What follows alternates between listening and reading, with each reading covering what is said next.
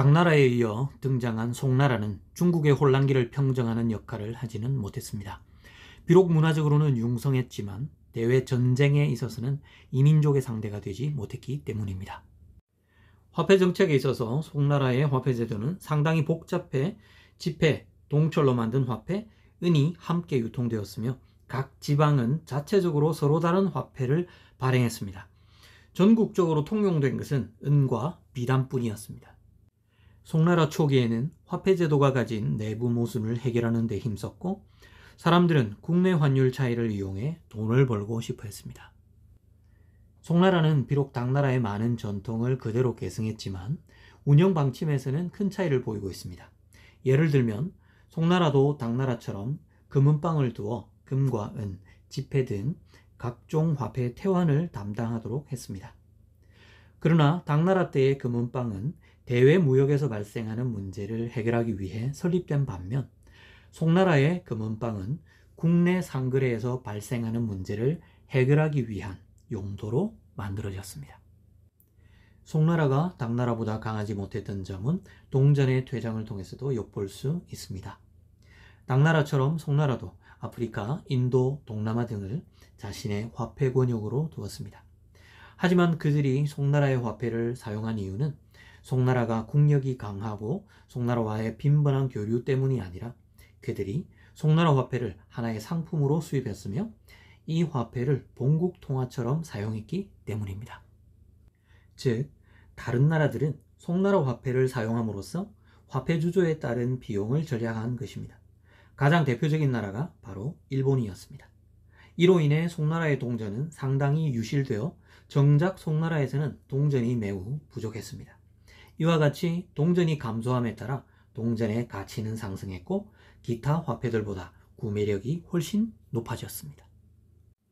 하지만 송나라의 화폐 정책이 모두 잘못된 것은 아니었습니다. 북송은 세계 최초로 교자라고 불리는 지폐를 발행했습니다. 그런데 교자는 국내에서도 널리 유통되지 않았기 때문에 외국에서도 매우 제한적이었습니다.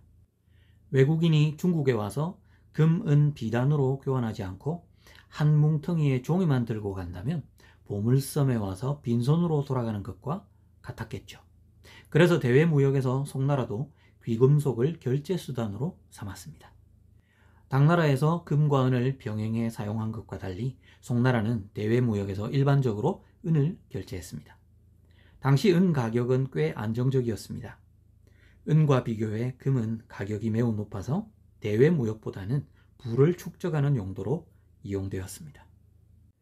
송나라가 대외 무역에서 은을 결제 수단으로 삼은 배경에는 나름대로의 비극이 존재합니다. 앞에서도 말했듯이 은은 서역에서 국제적으로 통용되는 화폐였습니다. 이때 요나라와 서한은 서역과의 교역을 위해 무력을 행사해 송나라 측에 매년 은을 곡물로 바칠 것을 요구했습니다. 더욱이 아라비아처럼 자국의 화폐 체계를 가진 국가들은 국제 무역을 할 때 금, 은, 비단을 여전히 결제 수단으로 삼기는 했지만 그 비중이 이전에 비해 훨씬 축소되었습니다. 이렇게 해서 은은 송나라 대외 무역의 주요한 결제 수단의 하나가 된 것입니다. 송나라가 장기간 은을 사용함에 따라 은 가격은 안정되었습니다. 은은 인플레이션을 유발하지 않았을 뿐만 아니라 가치의 보존도가 높아서 지폐 등의 화폐와 확실히 대조적이었습니다. 은 가격이 안정적일 수 있었던 이유는 수출을 통해 막대한 양의 은이 송나라로 유입되었기 때문입니다. 금과 은의 가격 비율은 과거와 비슷했는데 유럽에서는 1대12, 중국과 아라비아에서는 1대6 정도를 기록했다고 합니다. 유럽인들은 은으로 지불하는 것이 저렴하고 중국인들은 은으로 받으면 국내에서 그것의 가치가 높았으므로 무역국 양측은 모두 은으로 결제하기를 원했습니다.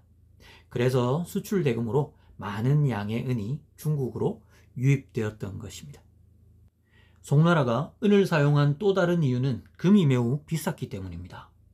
지폐의 남발로 인플레이션이 일어나 송나라 사람들은 모두 금을 비축하려고 했습니다. 또한 시대적으로 혼란해서 송나라 사람들은 금을 비상시를 대비하기 위한 수단으로 생각했습니다.